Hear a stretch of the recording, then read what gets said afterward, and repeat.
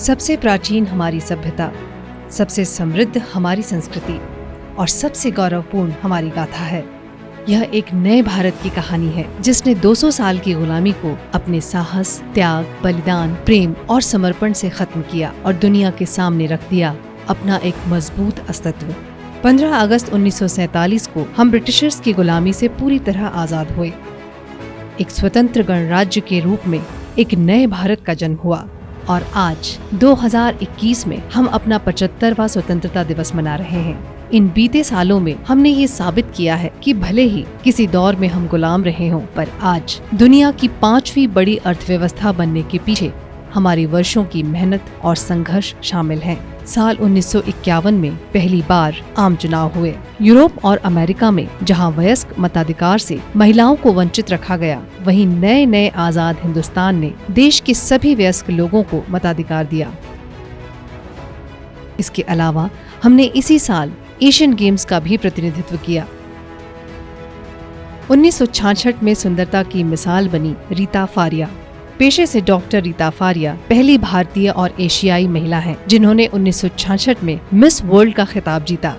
18 मई 1974 को भारत उन देशों की कतार में खड़ा हुआ जो परमाणु ताकत संपन्न थे।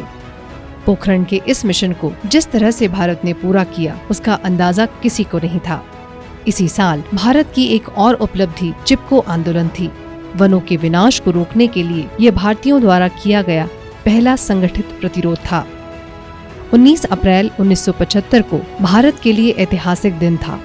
इस दिन भारत ने अपना पहला सैटेलाइट आर्यभट्ट को अंतरिक्ष में भेजा था। अपनी सेवा और परोपकार की भावना के लिए भारत दुनिया में जाना जाता है और ये बात चरितार्थ हुई जब मदर टेरेसा को शांति के लिए 1979 में नोबेल पुरस्कार से सम्मानित किया गया। भारत के लिए ये 2 साल काफी महत्वपूर्ण रहे। साल 1983 में कपिल देव की कप्तानी में भारत ने क्रिकेट वर्ल्ड कप जीता, तो वहीं 1984 में राकेश शर्मा अंतरिक्ष में जाने वाले पहले भारतीय बने। अंतरिक्ष उड़ान के दौरान भारत की तत्कालीन प्रधानमंत्री इंदिरा गांधी ने राकेश शर्मा से जब पूछा कि अंतरिक्ष से भारत कैसा दिखता है, सारे जहां से अच्छा। भारतीय अर्थव्यवस्था के लिए 1991 काफी महत्वपूर्ण था। इस साल आर्थिक उदारीकरण की शुरुआत हुई और भारत ने वैश्विक बाजार में कदम रखा। साल 1999 कारगिल युद्ध जीतकर भारत ने दुनिया को ये बता दिया कि शक्ति के मामले में भी हम किसी से कम नहीं हैं। वर्ष 2007 में भारत का नेतृत्व एक महिला राष्ट्राध्यक्ष के हाथों में आया। ये एक गर्व का क्षण था जब प्रतिभा पाटिल भारत की पहली महिला राष्ट्रपति बनी और इसी साल हम विश्व में $1 ट्रिलियन अर्थव्यवस्था वाले देशों की श्रेणी में शामिल हुए। 2008 में भारत को ओलंपिक गेम्स में पहली बार अभिनव बिंद्रा ने व्यक्तिगत प्रतिस्पर्धा में गोल्ड दिलाया और साल 2014 में भारत ने मंगल मिशन को पूरा किया। यह हमारे लिए गर्व की बात है कि भारत ऐसा देश बना जिसने अपने पहले प्रयास में मंगल मिशन को पूरा किया। भारत 2014 में पोलियो मुक्त देश बना। 2019 में भारत ने कुछ ऐतिहासिक फैसले किए जिसमें कश्मीर से 370 खत्म करना और अयोध्या राम जन्मभूमि विवाद को निपटाना शामिल था। इसी साल देश को मिली पहली महिला फाइटर पायलट।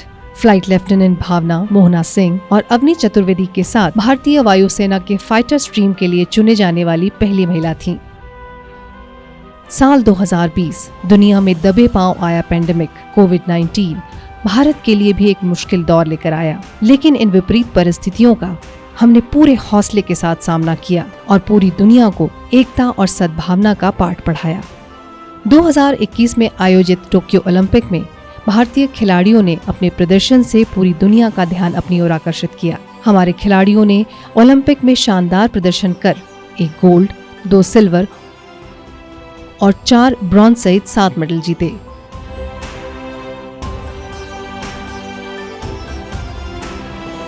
2021 में ही ये पहला मौका था जब संयुक्त राष्ट्र सुरक्षा परिषद की बैठक प्रधानमंत्री नरेंद्र मोदी ने की और ऐसा करने वाले वे पहले भारतीय प्रधानमंत्री बने। इन सब के अलावा शिक्षा, संगीत और कला के क्षेत्र में भी भारत ने दुनिया में अपनी छाप छोड़ी है। आजादी के इन 75 सालों में हमने बुलंदियों का सफर तय किया है, लेकिन मंजिलें अभी और हैं। सशक्त भारत की और सफर अभी जारी है। आजादी की 75वीं वर्षगांठ पर हर देशवासी को हार्दिक शुभकामनाएं।